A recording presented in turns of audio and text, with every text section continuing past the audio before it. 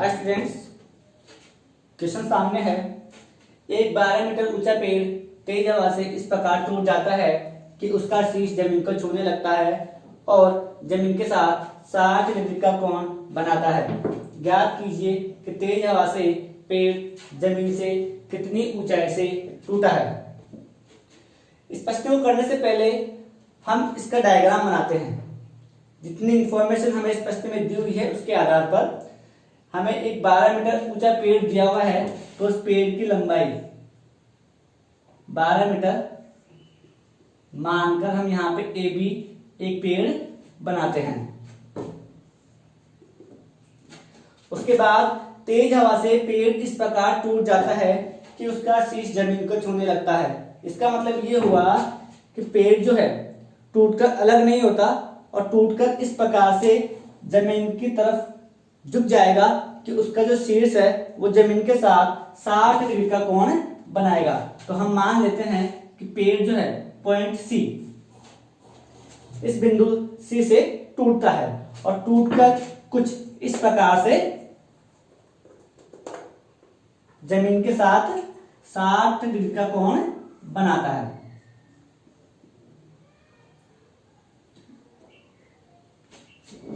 पेड़ यहां से पॉइंट सी से टूटकर इस प्रकार से झुक जाएगा और जमीन के साथ 60 डिग्री का कोण बनाएगा।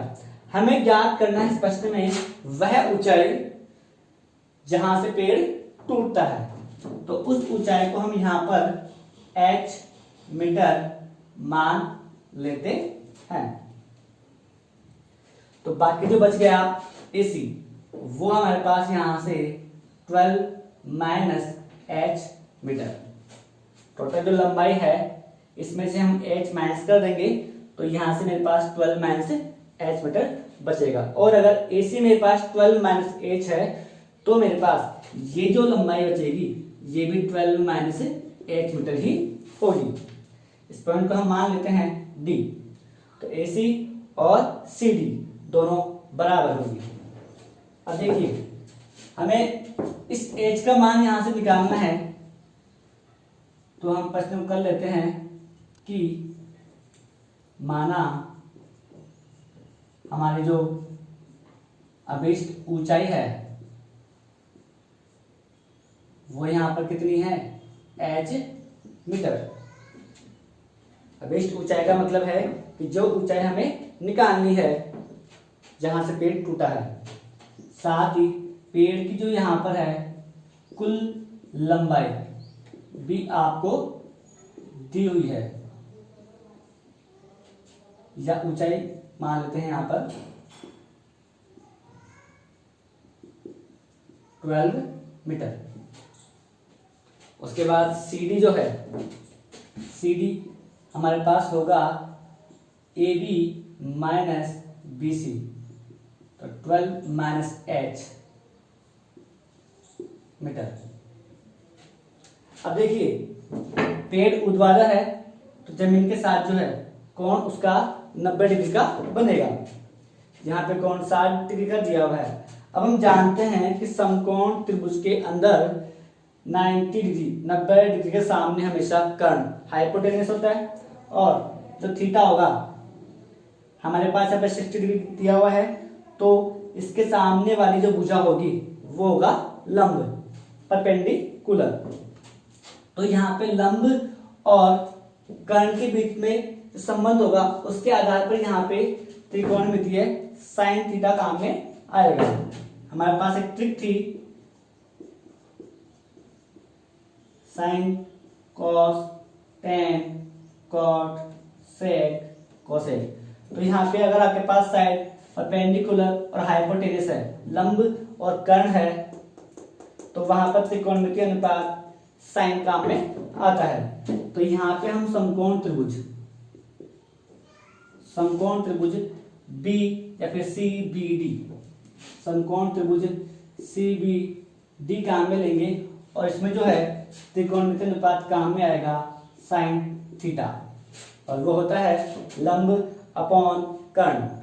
तो यहाँ पे L की जो वैल्यू है वो है BC और K कर्ण की जो वैल्यू है वो है यहाँ से CD।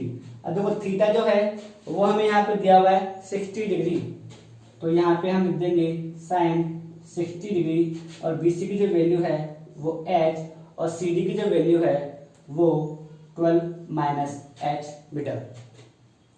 साइन 60 की जो वैल्यू है वो होती है √3/2 is equal to h/12 minus h। जब हम इसको क्रॉस मल्टीप्लाई करेंगे तो यहां से हमारे पास आएगा 2h is equal to √3/12 minus h। थोड़ा और सॉल्व करते हैं आगे, तो ये होगा 2h, जब √3 को 12 से मल्टीप्लाई करेंगे तो 12 √3, और जब √3 को h से मल्टीप्लाई करेंगे तो माइनस √3h। उसके बाद हम देखो हमें जो है यहाँ से h की वैल्यू निकालनी है, तो हम h को जो है एक तरफ रख लेते हैं, तो यहाँ से आएगा 2h प्लस ये माइनस का है इस तरफ आएगा तो प्लस का, और √3h is equal to 12 √3।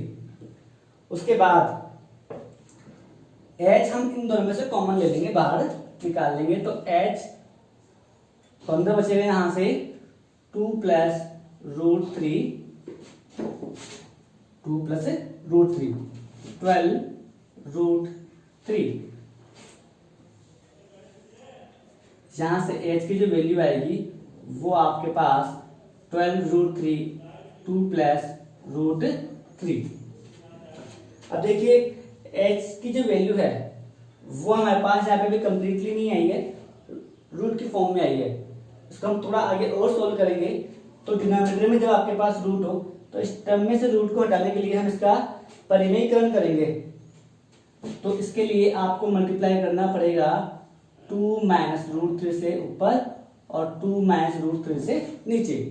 Plus का साइन है तो माइनस का साइन से करना पड़ेगा, और माइनस का साइन है तो प्लस के साइन से। जब हम इसको आगे सोल्व करेंगे तो ये 12 √3 2 माइनस √3, और नीचे जो है ये आपके पास फॉर्मूला बनेगा a plus B a minus B, तो a plus B a minus B is equal to a² minus b²।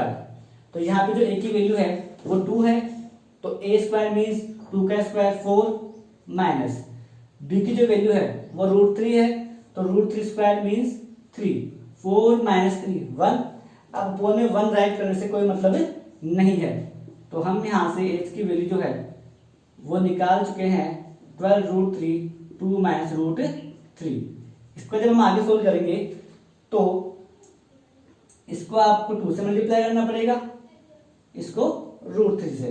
तो जब 12 √3 को जब हम 2 से मल्टीप्लाई करेंगे तो ये आएगा 24 √3 माइनस, जब 12 √3 को हम √3 से मल्टीप्लाई करेंगे तो √3 3 हो जाएगा, और 3 को जब 12 से करेंगे तो 36। यहाँ से हमें √3 की जो वैल्यू है वो पहले से प्रश्न में दी हुई है, मल्टीप्लाई 1.732 माइनस 36। जब हम 24 मल्टीप्लाई 1.732 करेंगे तो ये आपके पास लगभग 5 माइनस 36। h की जो वैल्यू है जब हम 41.568 में से 36 माइनस करेंगे तो ये हमारे पास आएगा 5.568 मीटर। तो जो रिक्वायर्ड लेंथ थी, अभी जो ऊंचाई थी हमारे पास 8 मीटर थी, और h की जो वैल्यू है वो हमारे पास यहाँ पे आ चुकी है 5.568 मीटर।